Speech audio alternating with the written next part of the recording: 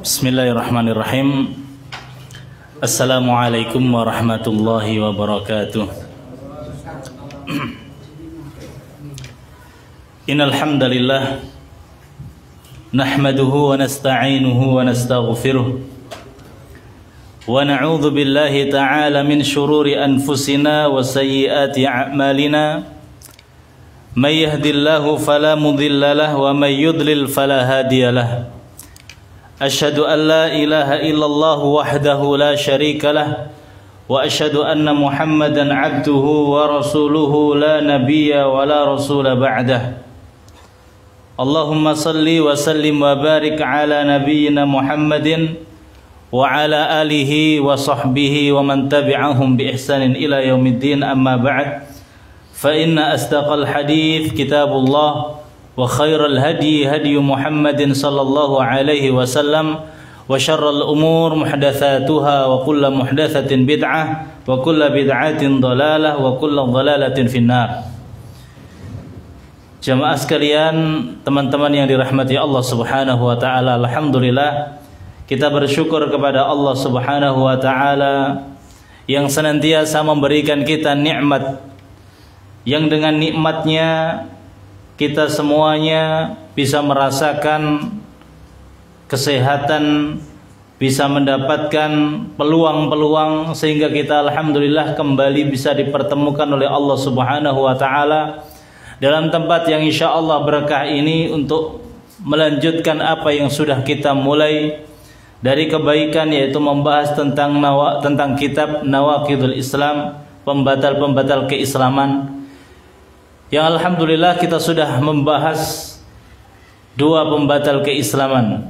Yang pertama syirik kepada Allah Subhanahu wa taala, yang kedua antaj'al bainahu wa bainallah wasa'id, menjadikan perantara antara Allah dengan dia, kita sembah, kita minta syafaat. Dan yang ketiga, qala Syekh rahimahullahu ta'ala, man lam yukaffiril musyrikin aw syakka fi kufrihim aw sahaha madhhabahum faqad kafar. Barang siapa yang tidak memvonis kafir orang-orang yang Allah Subhanahu wa ta'ala vonis kekafirannya, atau dia ragu terhadap kekafirannya, bahkan dia membenarkan madhabnya, membenarkan agamanya, faqad kafara, maka dia sudah termasuk orang-orang yang kafir. Maka kita akan sebutkan perkara-perkara seperti ini, perkara yang besar, yang kalau seorang muslim terjatuh dalam perkara seperti ini itu sangat membahayakan. Dan kita tahu pada akhir-akhir, pada zaman-zaman ini banyak sekali orang-orang yang mengucapkan bahwasanya semua agama itu bagus, semua agama itu benar, dan semuanya akan masuk ke dalam surga. Orang-orang liberal yang sering kita dengarkan menggaungkan ucapan-ucapan seperti itu, padahal itu sangat bahaya. Man lam yukaffiril musyrikin aw syakka fi kufrihim aw sahhaha madhhabahum faqad kafara. Ini tidak kemudian sekedar kaidah, tapi kaidah ini dibangun dengan dalil-dalil, pondasi-pondasi yang sangat kuat dari Al-Qur'an, dari hadis.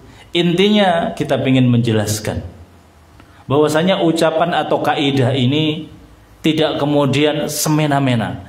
Barang siapa yang tidak memvonis kufur orang-orang yang Allah Subhanahu wa taala vonis kekufurannya di dalam Al-Qur'an, di dalam hadis, divonis oleh Nabi sallallahu alaihi wasallam, atau kemudian dia membenarkan agamanya, madhabnya, atau dia ragu-ragu, ini intinya kalau seandainya ada orang yang seperti itu, artinya dia pertama, dia berarti seakan-akan tidak mengakui dan mengimani ayat-ayat Allah Subhanahu wa taala. Dan itu banyak sekali. Allah Subhanahu wa taala berfirman, Laqad kafara alladhina qalu innallaha huwal masih ibnu Maryam. Telah kafir orang-orang yang mengatakan Allah Subhanahu wa taala itu memiliki anak namanya Isa bin Maryam. Laqad kafara alladhina qalu innallaha thalithu thalatha. Telah kafir orang-orang yang mengatakan Allah itu trinitas. Dalam ayat yang lain disebutkan, wa may yabtaghi ghairal islami dinan fala yuqbala min wa huwa fil akhirati minal khasirin. Barang siapa yang mencari agama selain Islam, maka dia tidak akan diterima oleh Allah Subhanahu wa taala.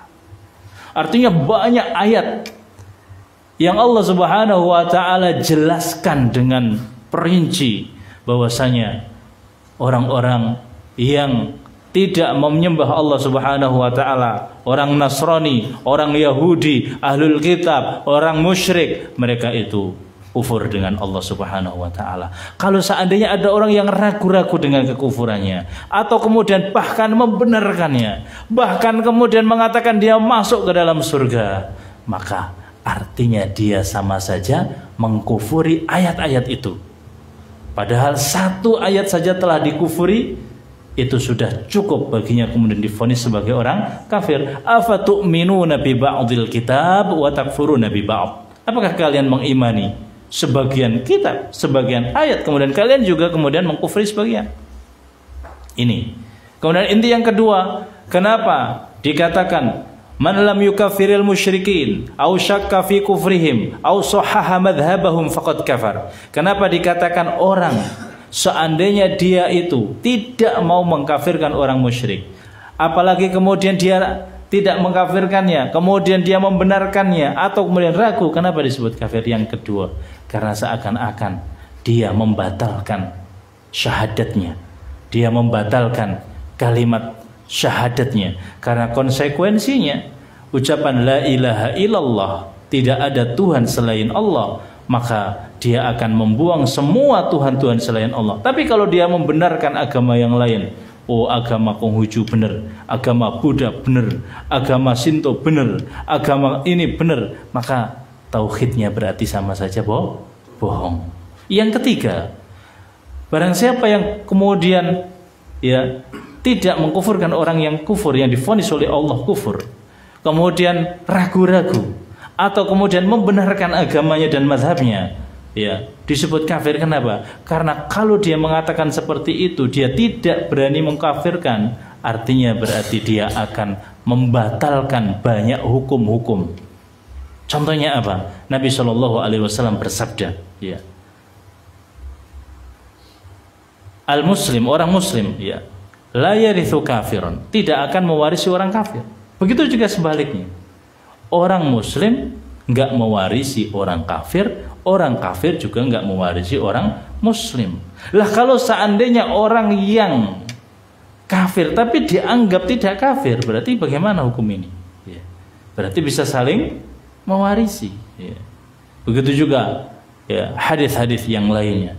Nabi Shallallahu Alaihi Wasallam mengatakan orang-orang kafir tidak boleh dimandikan, dikafani, kemudian disolati, dan tidak boleh juga dikuburkan di kuburannya orang-orang muslim.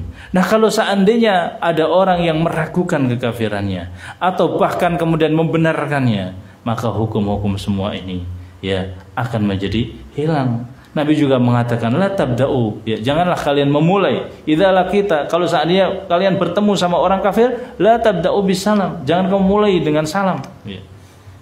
Maka akan banyak sekali hukum-hukum yang kemudian dibatalkan.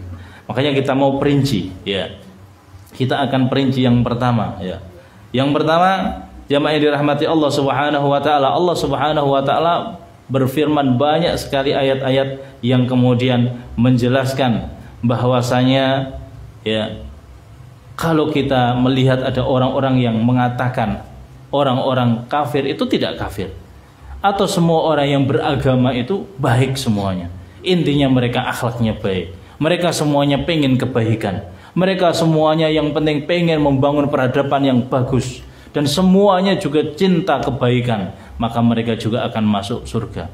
Orang baik itu orang Nasrani, baik itu orang Yahudi, baik itu orang kemudian Buddha, baik orang Hindu, semuanya senang perdamaian, akhlaknya bagus, maka semuanya itu masuk ya surga. Naudzubillah min dzalik. Ini perkataan yang besar, ya. Ini perkataan yang berat pertanggungannya di depan Allah Subhanahu wa taala.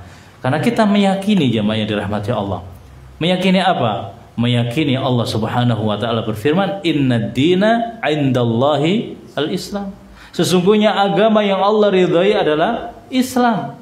Dan Allah juga berfirman, "Wa may yabtaghi ghairal islami dinan fala yuqbala min wa huwa fil akhirati minal khasirin." Dan ini barang man di sini syartiyah.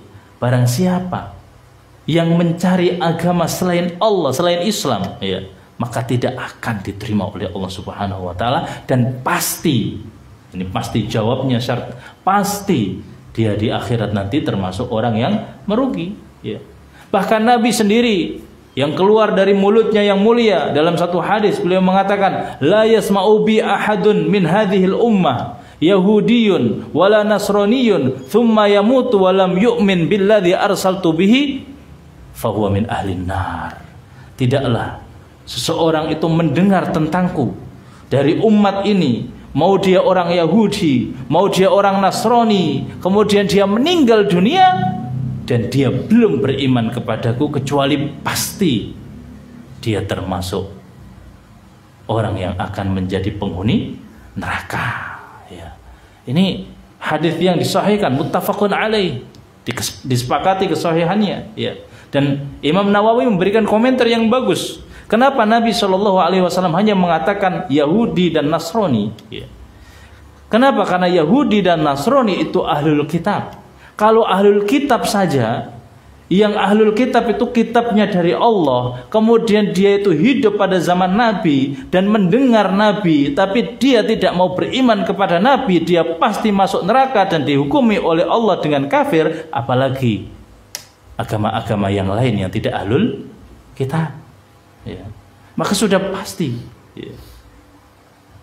Maka sudah pasti dia kemudian akan lebih, ya, bisa dihukumi sebagai orang-orang yang kafir, ya, yang kafir, ya. Maka barang siapa, ya, jamaah yang dirahmati Allah, yang ragu-ragu, ini perkataan masya Allah jelas, barang siapa yang tidak mengkufurkan orang yang kafir, yang divonis oleh Allah kafir. Jadi perlu kita beritahu bahwasanya kalau seandainya ada orang yang mengatakan, ya, bahwasanya mereka itu bukan kafir, ya, mereka itu sama-sama orang baik, atau kemudian bahkan ragu, ya, maka ini, ya, bisa membahayakan bagi dirinya. Nah, dalilnya banyak sekali. Buat apa Nabi Shallallahu Alaihi Wasallam menulis surat kepada Raja Heraklius, ya, Aslim, berislamlah kamu kepada agama Islam, ya.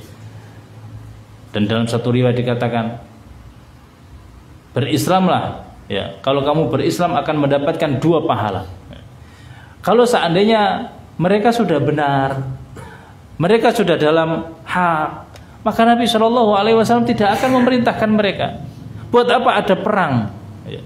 Bahkan Allah juga mengatakan, qatilul ladzina la yu'minuna billahi wala bil yaumil akhir wala yadinuna dinal haqqi minal ladzina utul kitaba hatta yu'tul jizyah. Qatilul ladzina, perangilah orang-orang yang tidak beriman kepada Allah dan tidak beriman pada hari akhir, wala yadinuna dinal haq, dan tidak beragama dengan agama yang hak, minal ladzina utul kitaba, dari orang-orang ahli kitab, hatta yu'tul jizyah, sampai mereka memberikan jizyah. Artinya, ya, mereka berarti tidak dalam hak. Makanya Nabi mengajak An-Najasyi, raja yang berada di Ethiopia itu, untuk masuk Islam, dan alhamdulillah mereka Islam, ya. Dalam suratnya Assalamu ala manittaba'al huda, keselamatan bagi orang yang mengikuti hidayah Nabi Shallallahu Alaihi Wasallam, ya.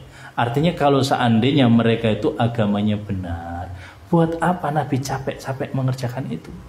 Buat apa Nabi mengajak? Buat apa kemudian sampai ada perang? Jadi perlu kemudian kita yakini bahwasanya orang-orang yang sudah divonis oleh Allah, ya, mulai dari Nasrani, Yahudi, agama-agama yang lain, Sinto, Konghucu, ya, kemudian Buddha, kemudian Hindu dan yang lainnya, itu orang-orang kafir, meskipun kadang-kadang kita ya suruh kemudian mempersopan kayak non muslim. Padahal kafir di sini kalau kita lihat artinya kafir di sini ya cover itu menutup ya. Kafir itu yu'jibul zurra, kan kafir itu sebetulnya adalah menutup ya. Kenapa orang petani disebut ya kafir juga artinya menutup. Jadi menanam itu kan ditutup, jadi ada lubang kemudian ditutup, dikasih biji kemudian ditutup ya. Jadi kafir itu adalah orang yang menutup hidayah, menutup hidayah untuk memeluk agama Islam. Ini istilahnya orang-orang muslim ya.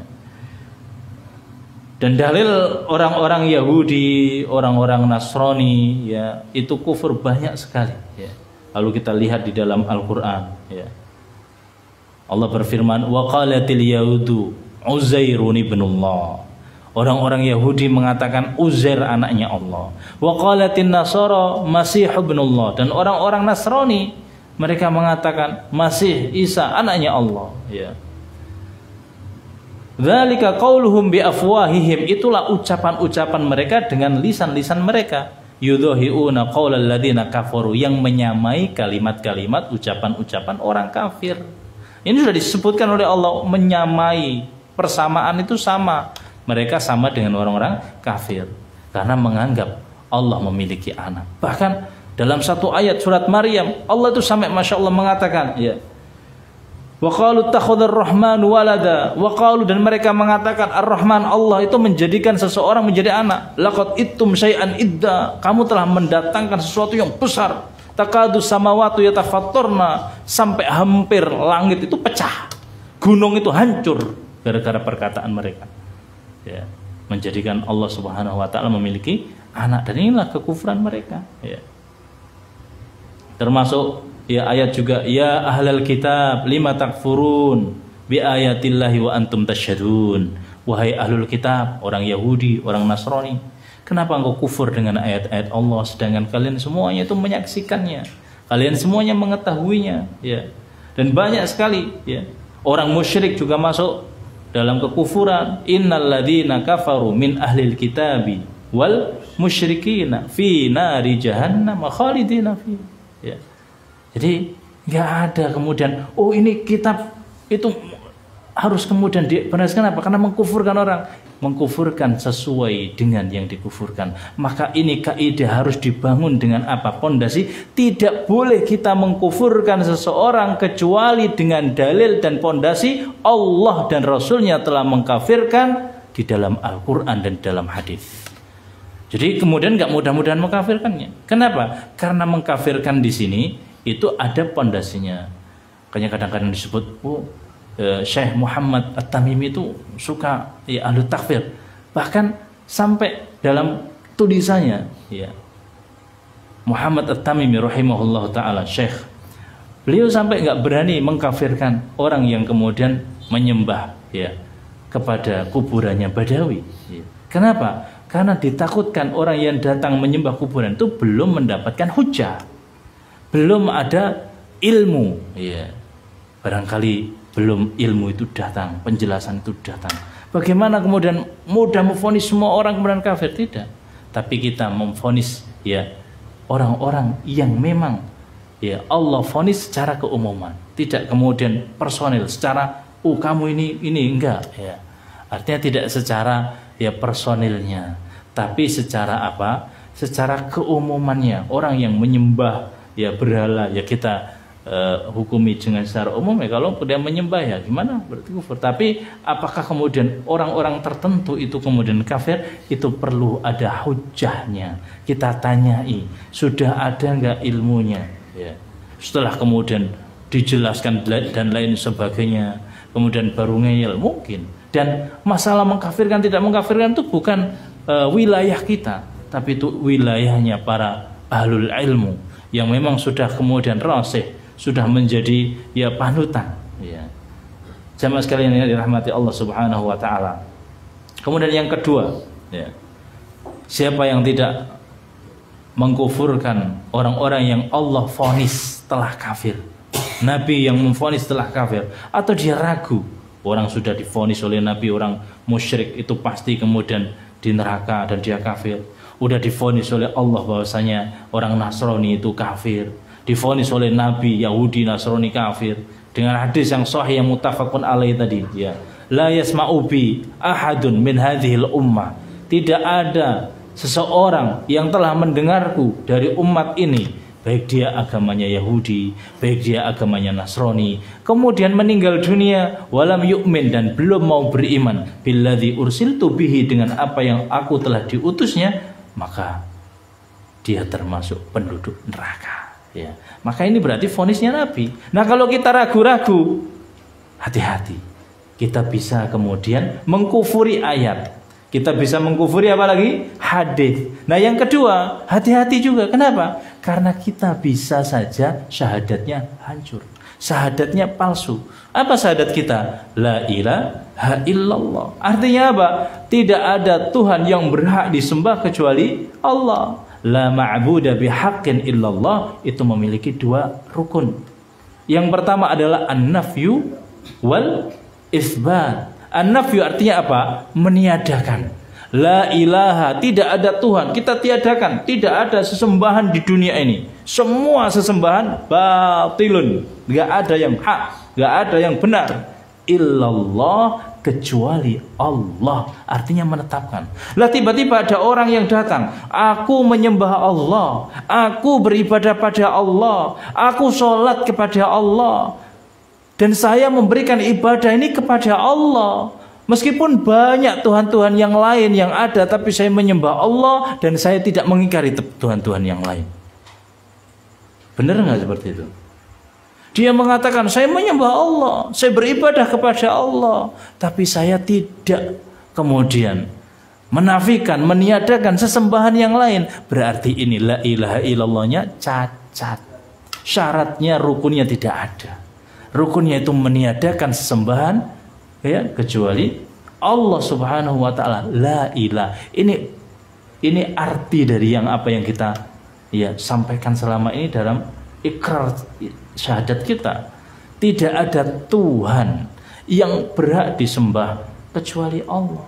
Jadi semua kita tiada. Nah, kalau ternyata dia mengatakan, iya, saya menyembah Allah, tapi saya nggak berani mengatakan kalau Tuhannya orang-orang Buddha, orang-orang Hindu, orang-orang Konghucu, itu nggak benar. Bisa saja itu benar. Cuman sekarang saya menyembah Allah, berarti ini la ilaha illallahnya tidak benar, ya. Itu tidak benar.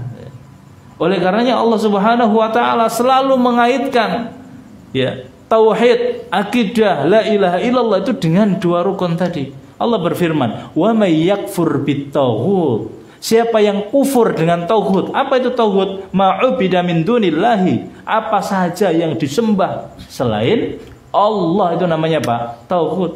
Dari yang ditaati, dari yang kemudian diikuti, ya, dan ra'sut tawaghid, pimpinannya tauhid adalah iblis, ya.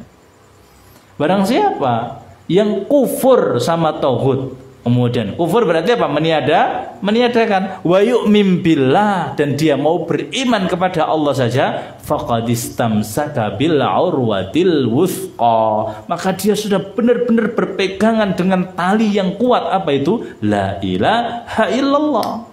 Syaratnya apa? Rukunnya apa tadi? Meniadakan, kufur kepada semua sesembahan selain Allah Subhanahu wa taala, dan kemudian beriman kepada Allah saja. Makanya Nabi juga mengatakan, ya, man kafara. Nabi SAW mengatakan, man qala la ilaha illallah, barang siapa yang mengucapkan la ilaha illallah, wa kafara bima yu'badu min dunillah, dan dia itu mengkufuri. Makanya diulang lagi sama Nabi. Artinya penguatan, takkid namanya. Man qala la ilaha illallah, siapa yang mengucapkan la ilaha illallah, tidak ada Tuhan yang berhak disembah kecuali Allah, wa kafara bima yu'badu min dunillah, dan dia kufur dengan semua yang disembah selain Allah, faqad, maka teman-teman, benar-benar haruma maluhu wadamuhu, haram hartanya, kemudian haram darahnya, enggak boleh diambil hartanya, enggak boleh ditumpahkan darahnya. Kenapa? Karena dia orang muslim. Tapi kalau dia mengucapkan la ilaha dan tidak mengkufuri apa yang disembah selain Allah Subhanahu wa taala, maka tidak halal. Maka kemudian halal dan kemudian ya darahnya juga ya. Artinya jamaah dirahmati Allah Subhanahu wa taala, ya konsekuensi tauhid ucapan syahadat kita la ilaha illallah, maka kita harus meniadakan mengkufuri semua yang disembah oleh Allah itu tidak benar. Ya. Yang kemudian yang benar dan yang hak tidak ada yang kemudian sesembahan yang benar kecuali Allah Subhanahu wa taala ya. Ini dua ya sebab kenapa kemudian ada kaidah man lam yukaffiril musyrikin au syakka fi kufrihim au sahaha madhhabahu faqad kafara. Kemudian yang ketiga jamaah yang dirahmati Allah Subhanahu wa taala ya. Kalau seandainya orang ini tidak mengkufurkan orang yang kafir, maka akan membatalkan banyak sekali hukum-hukum yang sudah kita sebutkan tadi ya. Bahkan kemudian apa yang diucapkan oleh Nabi Ibrahim yang diabadikan dalam Al-Qur'an ya. Nabi Ibrahim mengatakan itqalu liqaumihim ya inna bura'u minkum wa mimma ta'buduna min dunillahi kafarna bikum wa bada bainana wa bainakumul adawat wal baghdha'u abadan hatta tu'minu ya billahi wahdah. Mereka mengatakan, Nabi Ibrahim dan umatnya mengatakan, kita semua berlepas diri dari kalian semuanya dan dari apa yang kalian sembah, dan kami mengkufuri semua yang kalian sembah, dan muncullah, nampaklah permusuhan ya, kebencian antara kita dan kalian semuanya selama-lamanya ya. Kalau seandainya mereka tidak kafir, tidak dihukumi kafir, berarti nggak ada permusuhan, nggak ada kemudian ya rasa benci ya. Ini akidah kita wala wal bara. Kalau seandainya mereka tidak dihukumi kafir atau kita ragu, wala wal baroknya hilang ya. Makanya Nabi Shallallahu Alaihi Wasallam ya kita sampaikan ya, Nabi Shallallahu Alaihi Wasallam mengatakan la yarisul muslim al kafira walal kafiru al muslima. Orang muslim nggak boleh mewarisi orang kafir nggak mewarisi orang muslim. Nah kalau dia masih ragu, satu keluarganya menyembah selain Allah tapi dia ragu kalau dia itu bukan orang kafir, berarti bisa saja mewarisi. Berarti hukum warisan yang seperti ini kata Nabi itu sama saja batal, sama saja nggak dipakai karena dia masih ragu. Atau kemudian dia bahkan mengatakan enggak, sama saja kok masuk Islam juga. Dan ini yang digaung-gaungkan oleh orang-orang liberal. Intinya itu adalah akhlak. Makanya syubhatnya mereka begitu, akhlak. Mereka syubhatnya apa? Akhlak. Yang penting sampean itu akhlaknya bagus. Bahkan ada orang yang sangat viral ketika itu mau masuk Islam setelah bangun masjid habis 1 miliar di depan ulamanya itu mau masuk Islam. Gak perlu kamu masuk Islam. Kenapa? Kamu sudah Islam. Nah, kau bisa masuk. Lah kamu udah bangun masjid sekarang begini banyaknya, kamu sudah itu cuman melakukan amalan-amalan agama Islam yang kalau tidak dilandasi dengan tauhid yang benar, mengucapkan kalimat la ilaha illallah, maka habis. Orang-orang yang kafir itu menginfakkan hartanya. Mereka menginfakkan hartanya dan akan mendapatkan hartanya ini habis amalannya. Innalladzina kafaru a'maluhum kasarabin biqi'atin yaksabu dham'anu ma'a. Orang-orang kafir menyangka amalnya itu seperti fata morgana. Dia berada di tengah padang pasir yang panas luar biasa, dia melihat itu banyak air. Begitu dia datang, kemudian mau mengambilnya, ternyata itu fata morgana. Bukan oase benar-benar. Kalau oase ada airnya, yang ada di oase itu kan air yang ada di tengah padang pasir. Tapi kadang-kadang fata morgana, kasarab, dari jauh karena panasnya luar biasa, dia haus, tapi melihat kayak ada air, didatangi tiba-tiba diambil cuman pasir. Itulah orang kafir. Innalladzina kafaru a'maluhum kasarabin biqi'atin yahsabu dham'anu ma'a. Dikira orang yang haus itu air ya. Kasihan. mau masuk Islam, udah kamu itu udah Muslim ya. Daripada orang Muslim yang kemudian begini, Masya Allah ya. Jamaah yang dirahmati Allah Subhanahu Wa Taala. Maka apa bantahannya? Ya.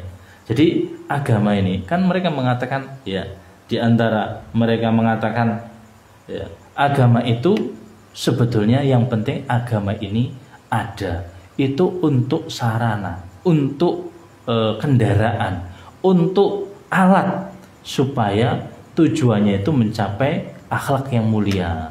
Itu kan banyak yang mendakwakan seperti itu. Yang penting setiap agama itu pengikutnya itu akhlaknya mulia, mau berbuat baik, saling tolong menolong, akhlaknya bagus, sehingga peradabannya juga bagus. Itulah agama. Jadi kalau ada agama yang kemudian ternyata dia itu tidak begitu, maka tidak benar. Iya, kita jawab bagaimana? Benar. Di antara tujuan agama itu adalah membentuk ya akhlak yang mulia. Sebagaimana Nabi juga kan mengatakan innama bu'itsu liutammima makarimal akhlak. Sebenarnya saya diutus itu untuk menyempurnakan apa? Akhlak. Tapi tujuan utama agama itu tidak hanya itu. Agama tujuannya banyak. Tapi tujuan yang paling mulia, yang paling tinggi adalah ya membebaskan budak-budak manusia dari menyembah selain Allah ya untuk menyembah kepada Allah. Artinya Allah Subhanahu wa taala berfirman, "Ya ayyuhan nasu u'budu rabbakumul ladzi khalaqakum." Wahai manusia, sembahlah Tuhan kamu yang telah menciptakan kamu. "Wa ma khalaqtul jinna wal insa illa liya'budun." Kata Allah, tidaklah aku menciptakan jin dan manusia kecuali untuk menyembah siapa? Allah Subhanahu wa taala. Ini tujuan yang paling utama. Meskipun nanti ada tujuan Islam, agama itu ya melindungi jiwa, melindungi harta, melindungi nasab, melindungi akal, termasuk membentuk orang itu supaya akhlaknya mulia. Tapi buat apa? Kalau akhlaknya mulia, tapi dia tidak berakhlak sama Allah. Padahal akhlak yang paling mulia itu akhlak kepada siapa? Allah. Makanya ketika Nabi ditanya, "Ya Rasulullah, ayyu dzambin a'dzam?" Wahai Rasulullah, dosa apa sih yang paling besar? Apa dosa yang paling besar? Kata Nabi, "Anta ja'ala lillahi niddan wa huwa khalaqak." Dosa, akhlak yang paling buruk. Ya, yang paling buruk, dosa yang paling besar itu engkau ya menjadikan tandingan-tandingan selain Allah yang kamu sembah, padahal Allah yang menciptakan kamu. Ibaratnya kan kurang ajar. Kita dilahirkan oleh orang tua kita, dibesarkan orang tua kita, dididik orang tua kita, dikuliahkan, diberikan harta. Tiba-tiba setelah sukses, pinter, kita pulang, kita berbaktinya kepada orang lain. Ibu kita, bapak kita, kita durhakai. Apakah ini namanya akhlak? Akhlak yang paling utama itu berakhlak kepada siapa? Allah. Ya berakhlak kepada binatang, ya berakhlak kepada ya Allah, ya berakhlak kepada sama manusia. Maka kalau ada orang yang dikatakan berakhlak, baiknya luar biasa, tapi nggak berakhlak sama Allah, dia pasti masuk neraka. Tidak seperti yang didakwakan oleh orang-orang liberal. Pokoknya kalau orang baik, orang yang kemudian berakhlak pasti masuk surga. Pasti tidak benar. Kenapa? Contohnya banyak. Siapa? Banyak. Di antaranya siapa? Pamannya Nabi sendiri, Abu Thalib. Yang kedua siapa? Abdullah bin Jud'an. Ya. Kemudian ada namanya Amr ibnu Luhai al-Khuzai. Kemudian ada namanya ya Hatim. Ya. Ini semua orang baik-baik. Kita nggak tahu. Semua kita pasti kenal yang namanya Abu Thalib. Jasanya tidak ada yang memiliki jasa paling besar kepada Nabi. Ya, dibanding siapa? Abu Thalib. Kita ini siapa? Kita nggak ada apa-apanya. Kita nggak memiliki jasa dari perjuangan Nabi Shallallahu Alaihi Wasallam. Abu Thalib seperti apa? Sampai ketika itu Abu Thalib datang ke Rasulullah Shallallahu Alaihi Wasallam. Wahai keponakanku, kalau seandainya ya engkau pengen tahta, jabatan, kita akan berikan jabatan paling tinggi. Kalau seandainya engkau mau wanita, kita akan nikahkan kamu dengan perempuan yang paling cantik yang ada di Mekah ini. Tapi apa jawaban Nabi Muhammad? Ya am, lawudi'at syams. Ya wahai paman, Kalau seandainya matahari diletakkan di atas tangan kananku, bulan diletakkan di atas tangan kiriku, supaya saya meninggalkan urusan agama ini, niscaya saya tidak akan mau. Makanya ketika itu Abu Thalib tahu, benar, ngerti kalau agama Islam itu agama yang paling benar. Agama Islam itu agama yang paling bagus, ya. Agama Islam itu agama yang paling benar dan jujur. Makanya Abu Thalib dalam syairnya mengatakan, walaqad alimtu bi anna dina Muhammadin min khairi adyanil bariyah dinan. Dan saya telah tahu bahwasanya agama ponakanku Muhammad ini adalah agama yang paling baik yang pernah ada. Laulal malamatu au hidaru masabbatin. Kalau seandainya karena saya tidak takut dicela, dicerca, lawajadtani samhan bidzalika mubina. Pasti kalian semuanya mendapatkan aku mengikuti agamanya ponakanku Nabi Muhammad. Begitulah kadang-kadang ada orang sudah tahu agama ini yang benar, sudah tahu ajaran itu yang benar, tapi karena takut dia dicaci maki, takut dia nanti disalahkan, dia nggak berani mengikuti. Ya. Sehingga apa yang terjadi? Abu Thalib, ya, itu kemudian meninggal dunia tidak mengucapkan la ilaha illallah. Padahal Nabi Muhammad dia mengatakan, ya qul la ilaha illallah kalimatan ahajju bihi indallah. Wahai paman, ucapkanlah la ilaha illallah, satu kalimat, satu ucapan yang saya akan berdalil jadikan hujah di depan Allah supaya bisa menolong engkau. Ternyata di sana ada Abu Jahal dan mengatakan, atarghabu an millati abika ya Abu Thalib. Wahai Abu Thalib, kamu tidak senang dengan agama nenek moyang kamu? Sampai meninggal apa? Dunia. Begitu meninggal dunia, Nabi pengen memintakan istighfar kepada Allah, mendoakan supaya Abu Thalib diampuni oleh Allah. Turunlah ayat, maka lin nabiyyi walladzina amanu an yastaghfiru lil musyrikin walau kanu uli qurba. Tidak layak, tidak pantas seorang nabi, orang mukmin mintakan istighfar kepada orang-orang yang kafir meskipun dia itu kerabatnya. Makanya sampai Nabi sangat-sangat sedih, sangat-sangat kemudian murung. Kenapa? Pamannya yang jasanya begitu besar, kalau seandainya mengucapkan la ilaha illallah, mungkin saja yang paling bagus adalah Abu Thalib, mungkin lebih tinggi derajatnya daripada Abu Bakar, daripada Umar, daripada yang lainnya. Kenapa? Karena jasanya yang begitu besar, tapi karena tidak mengucapkan la ilaha illallah, meskipun baik, akhlaknya tinggi, tapi dia termasuk penduduk apa? Neraka. Sampai Nabi sedih, sampai turunlah ayat, innaka la tahdi man ahbabta walakinnallaha yahdi man yasha. Hei Muhammad, kamu nggak bisa memberikan hidayah kepada siapa yang kamu senangi. Makanya kadang-kadang kita ketika membaca ayat ini kita merenungkan, loh kenapa anak kita kok begitu? Siapa sih yang memberikan hidayah? Allah. Kita nggak bisa mengubah dengan kemudian tangan kita harus gini. Kita minta kepada Allah Subhanahu Wa Taala, ya Allah, ya muqallibal qulub, yang membolak-balikkan hati. Ya. Kenapa Nabi saja pamannya nggak bisa memberikan hidayah? Ya. Sehingga Nabi kemudian mengatakan, inna ahwanan nas, ya, sesungguhnya manusia yang paling ringan adzaban yaumal qiyamah, azabnya pada hari kiamat, la rajulun, yaitu seorang laki-laki, yudau fi mahmasati, ya, diletakkan, ya, di mana? Di telapak kakinya jamratun, ya, api bara dari api neraka, yaghlubiha dimahu, yang mana otaknya itu mendidih. Ya. Nabi Shallallahu Alaihi Wasallam. Ya. Jamaah yang dirahmati Allah Subhanahu Wa Taala. Kalau seandainya yang didakwahkan oleh orang-orang liberal itu benar, akhlak sudah cukup, orang yang baik itu sudah cukup dan dikatakan tidak kafir, maka Abu Thalib tentu tempatnya di mana? Di surga.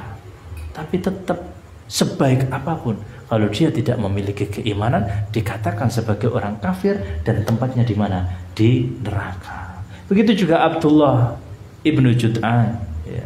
Orang yang terkenal sangat dermawan, sangat-sangat kemudian dermawan, senang, ya. Dia mengatakan, ya Rasulullah, bagaimana dengan Abdullah bin Jud'an? Ya, karena yasilul arham, yang selalu kemudian menyambung tali silaturahim, kemudian selalu memuliakan tamu, gitu. Sampai-sampai diriwayatkan itu Abdullah bin Jud'an itu memiliki piring khusus yang tidak boleh dipakai siapa saja. Hanya dipakai untuk siapa? Untuk nyambut tamu. Ya. Jadi saking memuliakan tamu, dia itu sampai membeli khusus ini untuk tamu saja. Dan Islam juga menguatkannya. Man kana yu'minu billahi wal yaumil akhir falyukrim dhaifahu. Siapa yang beriman kepada Allah dan hari akhir, maka muliakanlah tamunya. Makanya Aisyah kemudian tanya, ya Rasulullah, kaifa dengan Ibnu Jud'an, Abdullah bin Jud'an, bagaimana? Yasilul arham, kana yasilul arham wa yut'imu al-miskin. Orang-orang miskin juga diberi makan. Bahkan Nabi juga pernah diundang. Fa hal dzalika nafi'atun? Apakah itu bermanfaat besok pada hari kiamat? Kata Nabi, la, tidak. Apa sebabnya? Innahu lam yakul yauman Allahumma ghfir li khati'ati yaumaddin. Tidak bermanfaat wahai Aisyah. Kenapa ya Rasulullah? Karena dia nggak pernah mengucapkan Allahumma ghfir li khati'ati, ya Allah ampunilah dosaku pada hari kiamat nanti. Nggak pernah. Artinya dia tidak meyakini ada hari akhir. Dia nggak mengimani Allah Subhanahu wa ta'ala. Sebaik Abdullah bin Jud'an, semulia dia akhlaknya, tidak ada manfaatnya sama sekali. Dan banyak contoh-contoh yang lain. Amr Ibnu Luhai Al-Khuzai disebutkan dalam kitab Bidayah wa Nihayah oleh Ibnu Katsir rahimahullahu taala. Manusia yang sangat-sangat dermawan, sangat-sangat kemudian baik. Bahkan saking baiknya sama manusia dan binatang, kalau dia punya onta, kemudian punya kambing, udah melahirkan banyak sekali anak-anak sampai berapa ngoten, itu dia mengharamkan untuk ditunggangi. Membuat akidah baru, mengkeramatkan. Kalau sudah ada onta kok melahirkan anak laki-laki segini sampai anak, itu sudah berjasa, artinya harus kita muliakan, nggak boleh ditumpahi lagi, nggak boleh ditunggangi lagi. Akhirnya sampai turun ayat itu. Padahal dia itu masya Allah orangnya selalu membuat atau menyembelih onta untuk jamaah haji. Berapa onta dia sembelih untuk memberikan makan mereka. Tapi kata Nabi Shallallahu Alaihi Wasallam, saya melihat Amr ibnu Luhai Al-Khuzai, ia juru menarik ususnya di dalam neraka. Kenapa? Karena dia yang pertama mensunahkan, mensunahkan apa? Mengkeramatkan binatang-binatang. Binatang kalau sudah melahirkan berapa begitu, kemudian dia nggak boleh menumpakinya, naikinya nggak boleh. Atau orang yang pertama meletakkan berhala di Mekah adalah dia. Tidak percaya kepada Allah Subhanahu wa ta'ala. Padahal akhlaknya masya Allah terkenal luar biasa. Dan banyak sekali jamaah yang dirahmati Allah. Oleh karenanya tidak cukup kemudian orang ini memiliki akhlak yang mulia, kemudian tidak beragama Islam, dicap kemudian pasti masuk surga atau kemudian agamanya benar. Tapi perlu kemudian kita mengkafirkan dalam akidah kita, sebagaimana yang Allah juga sudah kafirkan di dalam Al-Quran, Nabi Shallallahu Alaihi Wasallam kafirkan di dalam hadis. Barang siapa yang kemudian ragu-ragu atau bahkan membenarkannya, membenarkan madhabnya, membenarkan agamanya, maka dalam kaidah yang ketiga ini, dalam yang membatalkan keimanan kita ini, maka dia sudah batal. Man lam yukaffiril musyrikin, barang siapa yang tidak mengkafirkan orang-orang musyrik, sudah musyrik. Di dalam Al-Quran sudah disebutkan, dalam hadis disebutkan, kemudian kita tidak mengkufurkannya, au syakka fi kufrihim, atau kita ragu, bahkan cuma ragu saja, au sahhaha madhhabahum, atau kemudian kita membenarkan madhabnya, maka kita sudah bisa terindikasi menjadi orang kufur. Kenapa? Sebabnya 3. Yang pertama, kita seakan-akan mengkufurkan banyak ayat dan banyak hadis. Kita seakan-akan menolak banyak ayat dan banyak hadis. Yang kedua, seakan-akan syahadat kita tidak benar. Konsekuensi kalau syahadat itu meniadakan semua sesembahan kecuali Allah saja. Yang ketiga, akan membatalkan banyak hukum di dalam agama Islam. Makanya pelakunya bisa divonis sebagai orang kafir. Saya kira jelas ya. Mungkin itu yang bisa kita sampaikan dalam pertemuan ini. Ya, mudah-mudahan kita bisa mengambil manfaatnya. Sebelum kita tutup, barangkali ada yang mau bertanya atau memberikan faedah. Ya. Apakah mengikuti perayaan-perayaan orang kafir itu juga masuk dalam bab ini? Ya, wallahu alam. Kalau kita mengikuti perayaan-perayaannya seperti apa? Ya, artinya seperti kita ya menghidupkan syiarnya, ya. Kemudian kita bahkan kemudian terang-terangannya ikut seakan-akan karena perayaan itu sebagaimana Id, ya. Id itu adalah hari raya, ya, hari raya mereka, Idun, ya.